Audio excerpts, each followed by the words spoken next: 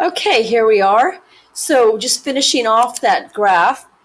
So as you can see, it's quite flat, close to the x-axis. So when x is just within one of the vertex, it's very flat, and then it rises up.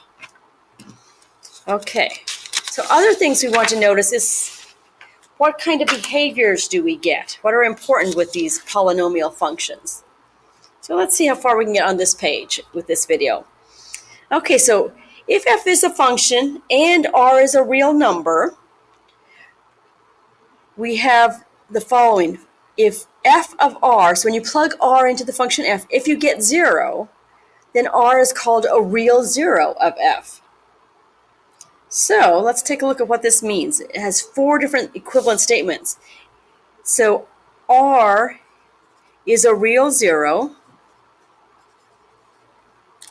of the polynomial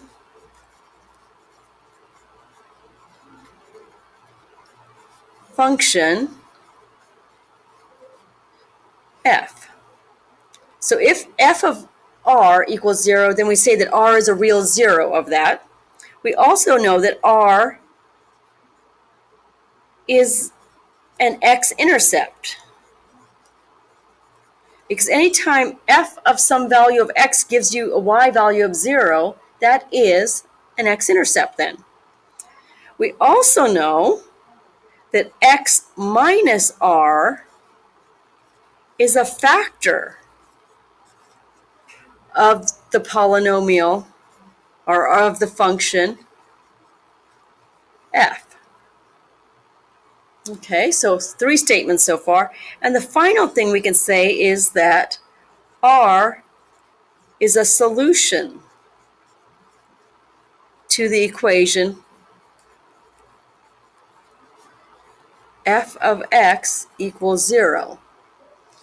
So when x equals r, we have a solution. In other words, f of r equals 0. Tells you that r is a solution. Okay, so solutions, when you plug them in, give you the value for y of 0. Okay, we want to create a polynomial of degree 3 with zeros -4, -2, and 3. Okay, so this says f of x equals, if -4 is a solution, the factor is x minus this value. So that would be x minus a -4 is a factor. X minus the -2 is a factor. And x minus 3 is also a factor. All of those are factors. If I were to simplify this, I would have minus a negative gives us a positive. And we have the same thing here. Minus a negative is a positive. And we still have x minus 3. Okay, we're going to multiply these guys together now, because we want to see what this polynomial looks like. So we have to pick 2 of them to multiply together to start with. Let me move this up for you. Okay, so it doesn't matter which 2 we pick. I am going to go with the second and third ones. I'm just going to do FOIL. So x times x times 3, 2 times x, and 2 times -3. This is going to give me, I still have the x plus 4 out in front. So x plus 4. And when I multiply x times x, I get x squared. X times the -3 is -3x plus 2x. So -3x plus 2x gives me a -x. And 2 times -6, or 2 times -3 is -6. So this polynomial is what I got when I multiplied these 2 binomials together. Okay, I've got to do some more multiplying. So I've got to multiply everything here times everything here. You can use box or FOIL, whichever you prefer. I'm going to use the FOIL method right now. So multiplying the x times everything and then the 4 times everything. So let's just write it. X times x squared is x cubed. X times -x is -x squared. X times a -6 is a -6x. And now we move to the 4. 4 times x squared is 4x squared. 4 times negative x is negative 4x, and 4 times a negative 6 is negative 24. So let's put all our like terms together, and we have f of x equals, starting with the largest, x cubed, negative x squared plus 4x squared gives us plus 3x squared. Our negative 6x minus 4x gives us negative 10x, and we have a minus 24.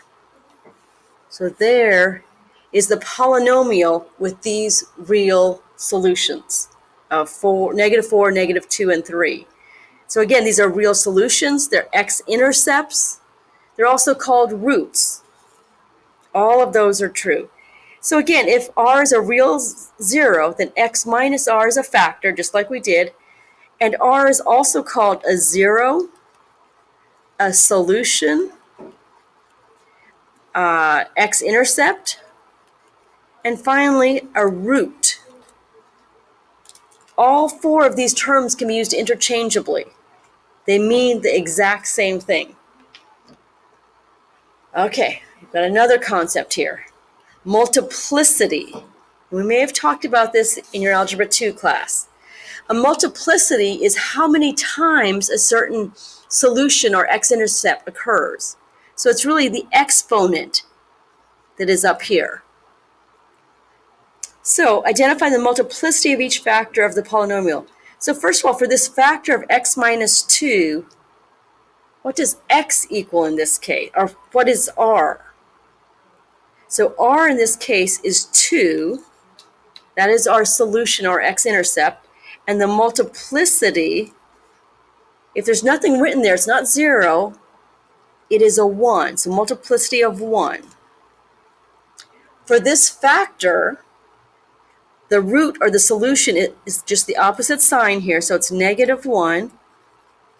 And the multiplicity of this is 2. And the multiplicity is going to tell us about some of the behaviors of the polynomial. That's why we need to know what it is. And finally, we've got x minus 3 as a factor. So the x-intercept of that is positive 3. And this has a multiplicity equal to 4, which again is just the exponent here. Okay, so if r is a 0 or a solution of an even multiplicity, the graph touches the x-axis at r.